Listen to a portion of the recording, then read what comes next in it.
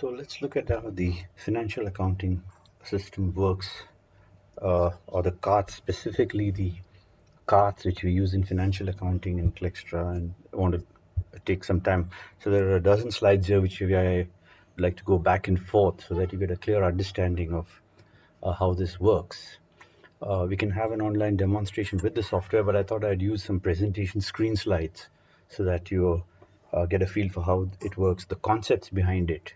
And once you understand the concepts, you can actually try this out within the software, as in when you need to do this. So our cart, the explanation that I want to bring about is essentially the cart which we use in goods and services. So the concepts behind what is the difference between the goods and services carts that we use in Clextra. So the good, when we use the word, it's the basis of the GST, goods and services tax, for example, in India. So if you have, or in many countries, so the difference between good is that it is a physical thing. It's inventory, spares, consumable, physical activities, such as you do on a e-commerce site when you buy goods uh, online. Now, when you the same concept we use for selling and buying. So the difference between a purchase order and an invoice, we use the same cart concept. So like I said, I'm going to go over these in the subsequent slides so that you can go back and forth with this video and get a feel for how we do this. And within the service, while the goods is just a singular option, for services, we have 6 different options, which I'm going to explain to you in the following slides, and how that works out for services. We have a different way of doing that. And you can put them all on one invoice, but there's a different way of doing these two broadly different areas of goods and services and of buying and selling. Now we use these words charge and rate. So the rate is what you're selling it at. So this is the selling price is what we call the rate, while the charge is the cost or procurement cost for an item. So these are some of the concepts, 6 odd concepts, which we'll come back to this slide subsequently, or you can run this video back again later. So if you take a standard invoice of an office document, if you did it in Microsoft Word or some other, so these things get put together. So if you think about it, uh, this is the page you might see when you get a printout. But inside the software, each is treated separately as a standardized product. We're doing this for hundreds of companies or as many companies as need invoices. So the invoice format itself can change. It can be landscape mode or portrait mode. It could be first invoice, second invoice, third invoice. So there's a lot of different options available, but a typical invoice would have these components. So the key point I'm getting to is, what do you mean by cart in this? So the things like a logo never change. The signature might be attached to it. So regional office letterhead will stay constant. The name and address of the company will be picked up from a standard database in Clextra.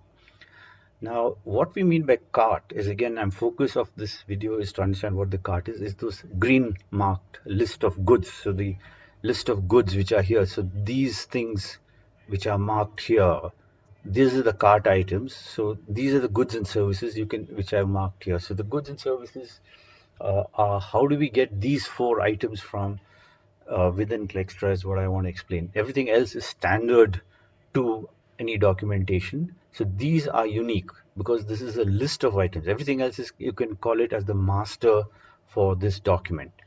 So now let's go forward, and in this, when we the selling price comes up here. Now in the case of a purchase order, you would have a buying price rather than a selling price, and the top would change. So if you look at the next slide, you will see that all that changes is the purchase order. So if I change the purchase order, instead of selling price, if I use the buying price, so I've used the buying price here for the purchase order, but in going back and looking at an invoice, I use the selling price. But otherwise, the cart concept remains the same. The concept, it's the concept. It's in a different part of the software. So there's a difference between a buying cart and a selling cart only because the rate or cost charge differs from the rate which is charged to a customer is different from the rate at which it's procured. So now let's go forward to understanding what this cart is a little bit more. So in the invoice that we saw, so these are the 4 items, typically just the concept. So there are 4 items in this cart. Now within the software, this is how it is created within the software. So if you look on the right side here, so on the right side we see this, how these four items can be added to this. So if it's a good, it's very simple. It's almost like any other shopping cart which you're used to online, Amazon, Flipkart, Mantra, whatever it is that you're using. You choose an item and it gets added and the cart keeps growing. And you can check out at any point equivalent. Here also we have a retail catalog when we're doing retail applications, but for engineering business applications, B2B, we don't have a picture of the item, but the items can be selected. You can select by ID identification or by caption. So these items get added to the cart. So in this case, we have four items. You can modify, delete it, add items. All those are standard concepts which are available within the cart. Now, if we go to the, so this is how a cart gets built up and it gets added to the invoice. So if you add one more item, five items will appear in the main invoice. So uh, as you see, this is the main invoice.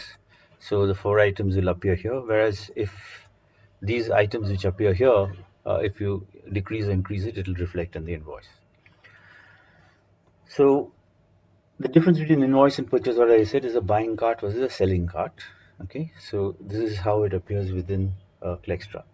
So now when we go to the actual invoice, each of this one, there are two entries here, two invoices in this example. So this is an invoice. There are five green boxes in the middle. So if you look at it, I'm going to explain to this. So the base is the base information, the master information for all that invoice. Now there are four options of invoicing: one, two, three, four. It's called good one, good two, serve one, and serve two. The serve one and serve two is for services. Good one and good two is for goods. So you can have separate invoices separately for goods or services, separate invoice for services, separate invoice for goods. You can also mix the two. Now, if you do mix the two, then from the inventory system, the HSN code and other tax for each item will be picked up by the software. So explaining these four items a little bit more. So the base items are generic and whole information for that whole document that we saw earlier. So goods one is allows you to add and delete product items. Okay, goods items, good. And the second box, if you click on it, you can move forward and modify items. So once you've entered it, you just want to modify, add, increase the quantity, decrease the quantity, change the taxes. Customization, for example, of the cart is possible with this change using the good to. Likewise, services, you add services. I'm going to explain services in a subsequent slide. How do you add services? And it's similar to a cart, but it's a little bit more complicated. So I'll explain that. It's linked to other factors. And you can modify the services by clicking on this button. So there are five buttons. First button is for base, and good one, good two is for goods. Serve one and serve two is for the services. So access to any or all of this will also depend, we'll come back to this, based on your access level. So you have to be on an access level, there's an option of 1 to 8, and if you have to modify or edit or view only, there are different ways. So depending on your access control, you'll be able to reach what we saw earlier. So we will go over this subsequently and get into the details of each of these. So how do you add items into a cart? For goods, it's very easy. You just add by caption or by any of them, select, and you would be able to click on it and then add an item into the cart. So this is how a standard cart works. So once the cart is, so these are the things which you can do as far as goods are concerned. So of course you must have an inventory database entry for this item. So the inventory item must have the rate, the charge, the product ID, identification code. So certain things have to be there. The inventory has to be inventory item has to be available for this to happen. Now the services works out like this. It's the same concept in terms of adding items or removing items. Like I said, serve one, serve two. But here you have different options. It's not just a product. This is essentially useful for costing, and where people are, let's say you are in the case of bus management services. So you're adding services. You would do some cleaning. You'd replace the oil. There are so many service charges that you would like to incorporate into this, or you might be using equipment. So let's say you're using alignment equipment. So you'd like to charge for the equipment that you used for alignment, or retreading the tires, you used some facilities, or you used a crane to pick up certain. So these become the options for how would you like to cost those. So the first one, there are six options here, as you can see here. So if you take the employee time, this is limited only to employee time. So how much time an employee spends on it, if you want to charge that 4 hours of labor or 8 hours of labor. So the employee time is what you would use this column, add an employee and the rate for that employee into the system. Okay. Now, if it is process oriented, so then you would use this. So if there's a process, like a cleaning process, and you charge for 4 hours, then you would use what we call an iFlow system. Okay. And if you're using an asset like a equipment crane, you hired a crane for 4 hours and you need to forklift has to be used for another 2 hours, so you could have them in your asset database and add those here.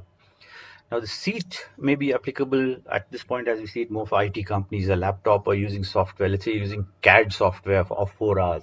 So you can charge the CAD costs and the person using it as a seat cost or a royalty or a license cost to this. Likewise, if you have royalty based uh, things that you would like to use, so you could add those as IPR based. Whereas division is time based, a department, an entire department is being used for a particular amount of time. Now, the time slot can be standardized. You can go by hour basis, by day basis, a weekly basis, or a monthly basis. So the cart can be, if you're, for example, in staff augmentation, you might be deputing an employee for a whole month. So you can bill for a month and use the employee time as on a monthly basis rather than employees. So these are the 6 options for services. So if you want, you can go back and play back this video, or we'll try and explain to you further as we go along. So these are the service options that we have. So like I explained to you, those are the 6 options, a little textual in place. So you must have the database for whichever one you're using. If you're using employee database, you must build that up and have the costs, both the rate and the charge for the employee. You must have the rate and charge for the division. Likewise for processes for workflow, iFlow systems. If you have assets, then you have to be able to cost the asset. So this allows you to do activity-based costing and other types of costing for your project. So it's a sort of highly mature system. Most companies might find this difficult because you're pulling this all uh, from your financial accounting system. But if you take your last year's balance sheet and break it down to variable costs and fixed costs and direct costs and indirect costs and arrive at the correct costing, this becomes a very good granular way of costing any activity that you're doing. So this is a part of that. It's all optional. If you do not have any services, then you don't need any of this. You can just stick with the good or the goods part, good one, good two of the invoicing system. So how back end, I mean, how does it pick it up? We have these options. So this is how you might set it up. So for assets, this is just an example for how it has been set up for assets. What will be the per hour cost? What will be the per day cost, per week cost, per month cost? So this is all set up as a table, and this is how it picks up the cost based on the asset that you used. So this is the cost and charge you may see at the back end. So the services, the same procurement cost for services when you're procuring them, as I explained in the example, procurement, I can have both sides. I can have the procurement side and the sales side. So the cost of an employee to me, based on CTC per hour, is something I might have calculated and put there. But let's say that comes up to say 600 rupees per hour is my cost. The CTC, everything else that I'm have on the employee may come up to 600. Now I might charge 1000 rupees or 1500 or even 2000 rupees when I'm billing the customer. So there's the difference between the two cards. So when I use 600 and use a procurement or a buy card, then I'm doing that as an internal charge. So that's my procurement price. Whereas I may bill at 2000 rupees per employee, and for the same amount of hours, I can now have a sell card which I include in my invoice for procurement. I'm sorry, for invoicing and collection from a customer. So this is how the difference between a procurement cart and a buy cart and a sell cart differs.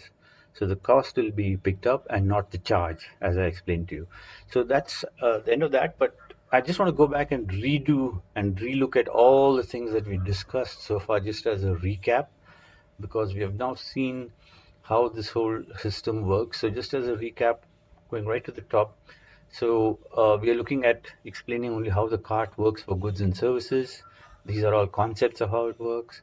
The good, we saw how we can add and remove items from that cart, how the same cart is used for selling or buying, And the service option has 6 types of options. As we saw, it could be depending on your use. You may use one of them, or you can use all 6 options.